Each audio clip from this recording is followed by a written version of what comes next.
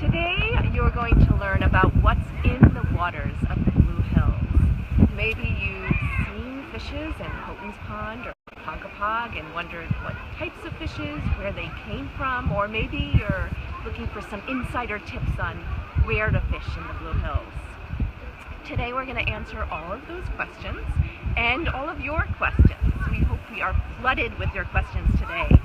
I am Judy Lara-Jacobs, the Executive Director of the Friends of the Blue Hills, and I am joined by Jim Legacy of Mass Wildlife. You got it.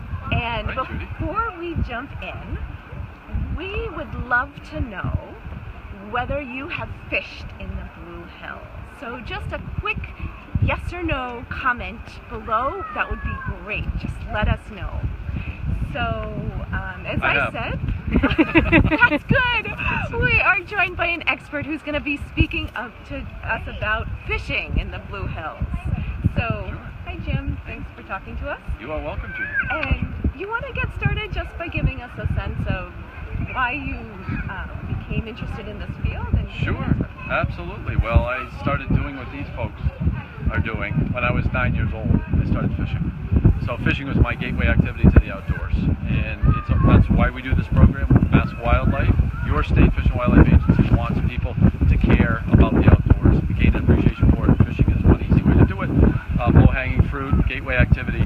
So I started when I was 9. My dad didn't fish, camp, any of that, so my friends got me into it. My dad hunted a little, so he got me into hunting. I started camping and doing all things in the outdoors, and decided to try and make a career out of it, and was lucky enough to do so. Didn't think I'd be coordinating a statewide fishing program, but I am. So it's worked out great, and it's everything comes around in a circle, and it's been a blast for 22 years now with Mass Wildlife. Wow, this program. That's great. Yep. So why don't we start out with some basics? Where is there fishing in the Blue Hills? So right here, lovely Houghton's Pond, number 1. We've done a zillion programs here. Ponkapog Pond's another choice in the Blue Hills, and the Blue Hills Reservoir. Of the 3, I'm familiar with Ponkapog and Houghton's specifically because we've done many programs with those 2 over the years. Great. And what type of fish would you find? Standard warm water fare as much as anything. So like bluegill, pumpkin seed, largemouth bass, yellow perch, chain pickerel, white perch, and also stock trout. We stock Houghton's Pond specifically in the spring with probably 500-600 trout. This isn't the best time of year to catch trout. Trout like cold water. Cold water holds more oxygen, so if you find trout in here now, it's going to be in the deeper, colder water. So we're fishing along the shore primarily today, so we're likely to get the warm water species. Yep. And what types of fishing is there? Like I see fly fishing, but that's tools of the trade. So all manner. Today we're doing spin fishing, so beginner level, push button, spin casting rod and reels, but you can do that. Spinning, bait casting, which is a different type of rod and reel, and then fly fishing. So you can do all kinds. You can even take big saltwater gear, gives you the ability to cast further. That you don't feel the fish as much because the gear is so heavy, but you can use whatever you're comfortable with. Great. Yep. And let's just check to see there's questions. Some of the questions that people ask is, where is the best place to fish? In the water. No, so the best places to fish are where there's structure.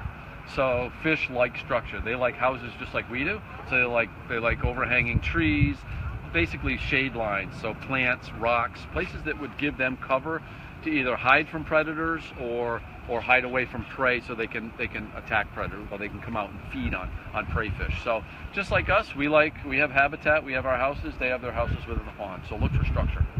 That's interesting. And you mentioned that waters are stocked with fish. We do. Yep. Why would that be? Why do we stock fish? Well, we could get into a real long litany on that, but basically we stock it for recreational opportunities. We stock about 500,000 fish in a lot of our inland freshwater lakes, ponds, reservoirs, streams, and rivers. And it's mostly to get people outside, give them a reason to be outside and fishing. If we didn't stock, there'd be very few fish. When the glaciers receded some 10,000 years ago, we were pretty much bereft of game fish. So when we became an agency 100 plus years ago, as part of it, we asked for a fishing license. So that we feel we have to give people an opportunity to get outside and enjoy that. So there wasn't that many fish, so we brought fish in, and then we still continue stocking trout. So rainbow brook brown trout, tiger trout. Those are the really only species we stock. That's great. And what tips would you give to somebody who is just starting to out it? interested in learning to fish? I'd say come to one of our events first, one of the events of the Angler Education Program.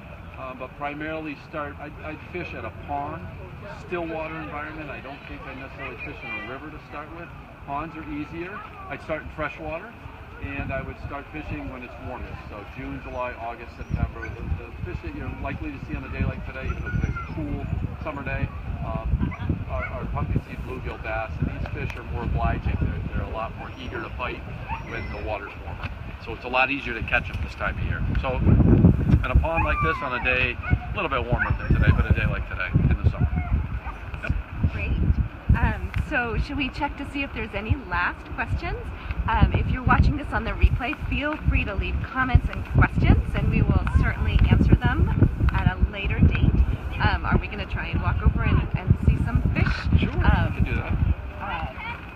We're at the Houghton's Pond Fishing Festival, and people have been fishing. And we've caught a few, which is good. So what are we going to see when we look in the tank? Well, let me see if I can embarrass myself and try and scoop one of these out with our net. They will not, you could not fish for them in here because they're in a tank, so they're a little bit stressed. So what we like to do is when kids catch a fish or anyone catches a fish, put them in a display tank so all can see. But once they're in the tank, they're a little bit difficult to catch. But we'll give it a try. They kind of make fools of us here. Let's see if we can scoop one up. There we go. So we got a couple of them. So these are our standard warm water fare we talked about. So this is a really pretty native sunfish in the sunfish family. It's called the pumpkin seed. So you can see the teal vermiculations, the little orange dot on the back of the gills. They're very spiny fish. They're spiny rage fish, so we give instruction on how to handle them, but they're really pretty native sunfish. So we've caught a lot of those in here. It's hard to see in this murkier water, and we've also got in the net a couple of their smaller cousins. And I say smaller because these individuals happen to be a little bit smaller. These are bluegills, which aren't as pretty, but they're also another sunfish species that are prolific throughout the state. And they get a lot bigger. They can get literally as big as that. So these are a little bit smaller ones, and another smaller one in the net here. But we just encourage people to put them in so everyone can kind of see the fish that are in the pond. And there's bigger fish in this pond. Sometimes we get largemouth bass like this. When it's really cool, we've done programs at different times of year. We will catch some of our stock trout that we put in waters. But so far today, not too bad. And there's probably about 15 or 20 in that tank right now, even though it's really hard to see them. Great. Well, thank you so much, Jim. My pleasure, Judy. My pleasure. Glad to be here. And I want to thank all of you for watching. And if you want to learn more about the Blue Hills Reservation, I encourage you to download a free guide at friendsofthebluehills.org/guide.